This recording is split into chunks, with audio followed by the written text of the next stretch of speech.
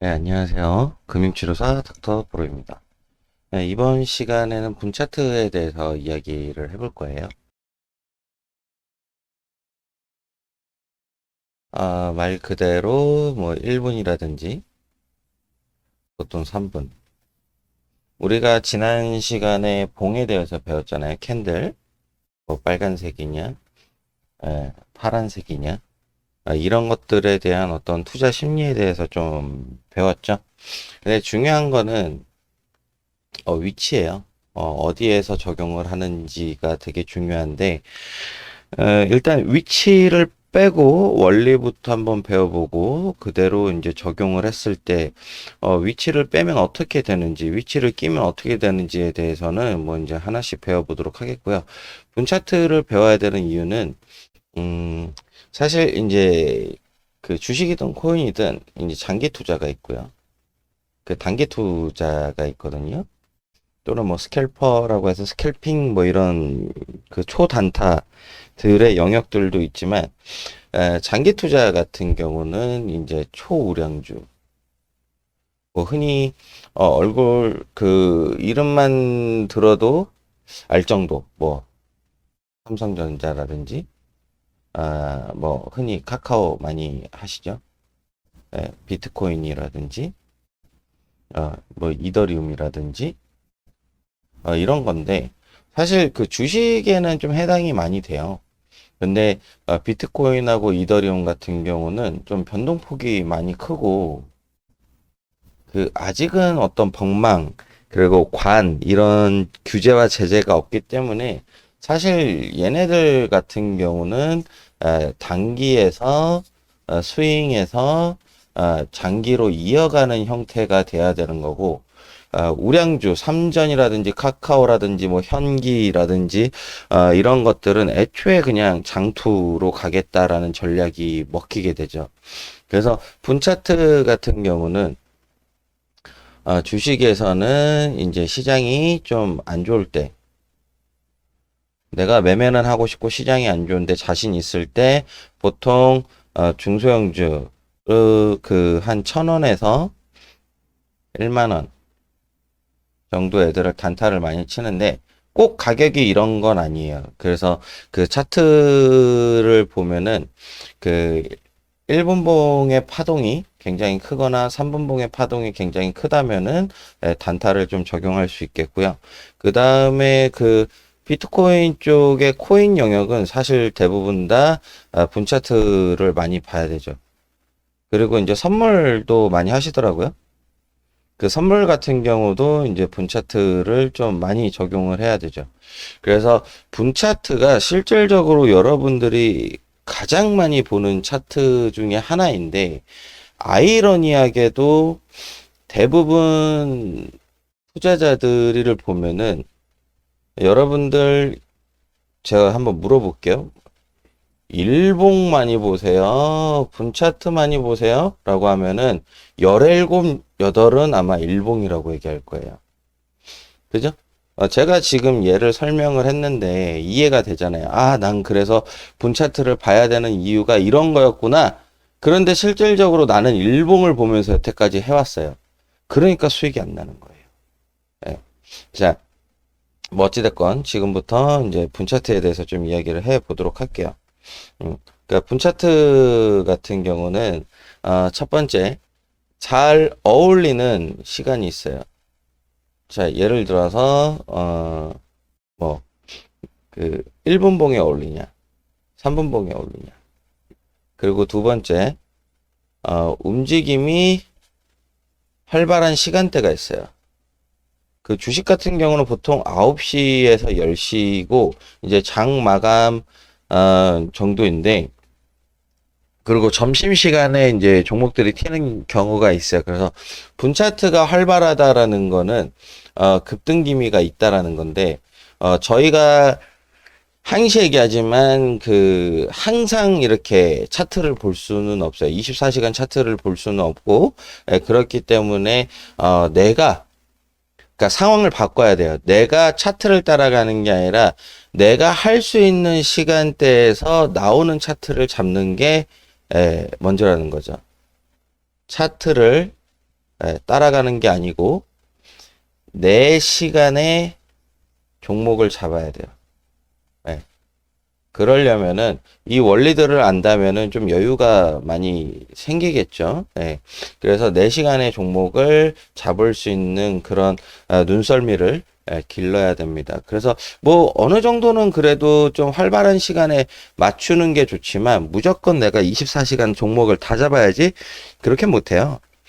자본력도 그저 그렇게 안 될 거고, 예. 그래서 뭐 하루에 내가 매매를 한다라고 하면 한 종목, 두 종목 정도는 매매를 하겠어라는 마음가짐으로 공부를 열심히 한 다음에 종목을 잡고 또 정리하면서 또 종목을 잡고 뭐 이 정도로 단타 치는 거는 나쁘지 않죠. 예. 그리고 뭐 처음부터 얘기했지만 이제 종목 뭐 삼성전자를 분차트로 할게 이런 거는 말이 안 되고 종목 선정이 굉장히 중요하겠죠. 그리고 끝으로 가장 중요한 위치. 예. 이 위치가 어디에 있느냐. 그래서 늘 강조하지만 사실 여러분들의 패턴만 배우게 되면은 어, 그 무릎주가 뭔지 알게 되시는 순간부터는 이제 눈이 좀 많이 트여요. 그런데 제가 무릎주부터 안 가르쳐 드리는 이유는 다른 것들을 할 줄 알아야 무릎주에서 대응을 할 수 있어요. 그래서 하나씩 하나씩 연습을 해 보시길 바랍니다. 분차트는 이제 수급을 따지는 가장 기본적인 건데, 자, 예를 들어서, 자, 여러분들이 이제 뭐 좀 아시니까, 매물대가 있다고 칠게요. 자, 매물대에서, 정말 매물대에서 시작했다고 칠게요. 딱 시작했어요. 누가 봐도 얘 뚫으면 가. 자, 1분 차트입니다. 자, 지금 3분의 영역까지 이렇게 왔고요. 4분, 5분, 6분. 이 하부에 뭔가, 뭐 이제 뭐 거래량이 많이 받쳐주겠죠. 보통 거래량이 가장 좋게 나오는 모습을 이제 저는 나이키라고 표현을 하는데, 그런 모습은 거래량 파트에서 배우도록 하고요. 자, 그러면 이제 여기에서 타이밍을 잡게 되는 거예요. 그런데 이제 제가 해서 3분, 4분, 5분, 6분. 시간을 얘기하는 이유는 뭐냐면, 빠르면 빠를수록 좋아요. 자, 예를 들어서, 여러분도 어차피 단타 치는 게 분차트잖아요. 자, 이렇게 좀 빠르게 움직여 주는 게 더 좋아요. 그러니까 힘이 있다라는 거죠. 팔 사람도 빨리 팔고 살 사람도 빨리 사고 뭐 급하잖아요. 급하니까 빠르게 올라가겠고 빠르게 수익이 나겠고 빠르게 대응이 되겠죠. 천천히 올라가는 거는 당연히 그런 대응들이 있겠죠. 물론 이 6분 포인트에서 갑자기 이렇게 급등할 수도 있어요. 예, 그렇지만 이 저희가 매매를 한 다음의 영역은 저는 과정이 중요해요. 이게 결과거든요. 결과는 과정 다음에 나오는 거라서 지금은 생각할 수도 없고, 아, 이게 이렇게 되면 이렇게 되겠지라는, 그런 확률적으로 내가 확률을 올리기 위한 거잖아요. 확률을 높여보자. 그래서 이런 과정이 굉장히 중요합니다. 그래서 저는 보통 10분 안에 승부가 안 나면은 이 종목은 그냥 패스예요. 왜냐면 지지부진하다가 끝날 수도 있거든요. 보통 이런 게 박스를 형성하면서 뭐 1시간 갈 때도 있어가지고, 예, 저는 보통은 10분 내에서 판단을 합니다. 자, 그러면 두 번째. 자, 이제는 매물대고 위에서 시작했다고 쳐볼게요. 자, 위에서 시작했어. 이렇게 될 수도 있겠죠? 자, 위에서 시작했는데, 곧바로 빠질 수도 있겠죠. 근데 희한하게도 우리가 이 매물대라는 거는 저항이죠. 이 저항이라는 건 아래에 있을 때. 근데 위에서 있을 때는 지지죠. 예, 저항은 그래서 지지라고 했잖아요. 예, 얘가 이렇게 지지받아요. 예. 자, 지지받고, 그 다음 다시 반등해요. 그러면은 시가 기준으로 튀거든요. 예, 그래서 여기도 이제 10분을 보통 잡아요. 자, 그런데, 어, 갭상을 어디에 했느냐가 되게 중요한데, 뭐 예를 들어서 갭상이 여기서 시작해서 여기서 폭이 3%다. 손절가가 4%가 아니라 내 매물대, 그 어떤 지지 저항을 잡을 수 있는 손절가 포인트, 어, 그냥, 반등했으니까 여기 3% 잡고 매매해야지. 이거는 스캘핑의 영역인 거고, 지금 제가 말하는 거는 이제 일봉 차트 상에서 기준이 되는 애가 한 3%, 5%까지도 상관없어요. 물론 코인 같은 경우는 뭐 이런 영역대가 그렇게 많지는 않기 때문에 뭐 스캘핑 영역에 좀 들어가서 분차트 매매를 하는 경우도 있어요. 중간에 진입도 해야 되고. 근데 주식 같은 경우는 이 기준을 좀 잘 지켜주시는 게 좋아요. 주식은 왜냐면 이게 30%예요. 하루 기준이 30%고 이제 시간도 다른 그 다른 매매하는 것들보다는 좀 짧고, 그 다음에 뭐 주식에서는 뭐 100% 수익만 나도 와, 200% 수익 나면 대박 뭐 이러거든요. 근데 코인에서는 야, 나 2배 먹었어. 그러면 좀 감흥이 없죠. 예, 그런 것만 보더라도 그 주식과 코인의 영역은 조금 차이가 있어요. 예, 그래서 이거는 지금 주식 파트와 원리에 대해서 얘기해 드리는 거고, 주식에서 적용되는 이 원리는 코인에서도 적용이 되고 선물에서도 적용이 되기 때문에 여러분들한테 설명을 드리는 겁니다. 자, 그래서 반등을 하게 되면 이제 또 올라가겠죠. 자, 그런데 중요한 거는 이 손절가는 꼭 지켜주셔야 돼요. 분차트에서 제일 핵심은 손절가를 꼭 지켜줘야 된다라는 게 있습니다. 자, 매물대를 잡고, 자, 이런 질문도 하겠죠. 갭상한 다음에 곧바로 튀면 어떡해요?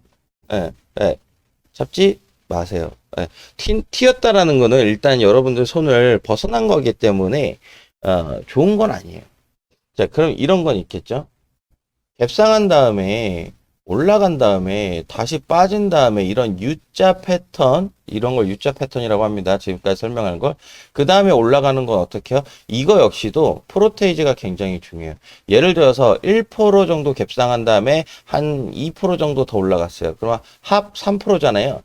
이 3%에서 빠진 다음에 1%대에서 지지받고 올라가면은 반등할 수 있습니다. 근데 여기서 손절가는 여기가 라인이기 때문에 손절가를 여기까지 잡아주셔야 돼요. 네. 여기가 손절가가 되면은 틱 하고 올라갈 수 있어요. 그냥 이게 반등이 그냥 좀 빨리 나온 거라서, 그리고 초반에 매수세의 우위였다가 해소하고 가는 거라서 이 정도는 잡으면 돼요. 그런데 뭐 한 3%인데 뭐 올라갔다가 이렇게 됐는데, 뭐 예를 들어서 여기가 5%야. 그래서 합이 8%가 올라갔어. 뭐 이렇게 좀 많이 이미 올라갔고 차익 실현도 한 거는 언제 빠질지 모르고 그 안에 물량들이 있기 때문에 그냥 버리시는 게 더 좋아요. 그래서 여러분들이 그 내가 종목을 선정할 수 있는 어떤 기준들이 있다면 이런 종목을 과감히 버리거든요. 근데 기준이 없기 때문에 나는 이 종목을 꼭 잡고 이 종목으로 뭔가 승부를 봐야 되고 이 종목으로 일확천금을 얻어야 된다라는 그런 막연한 심리가 있어요. 예.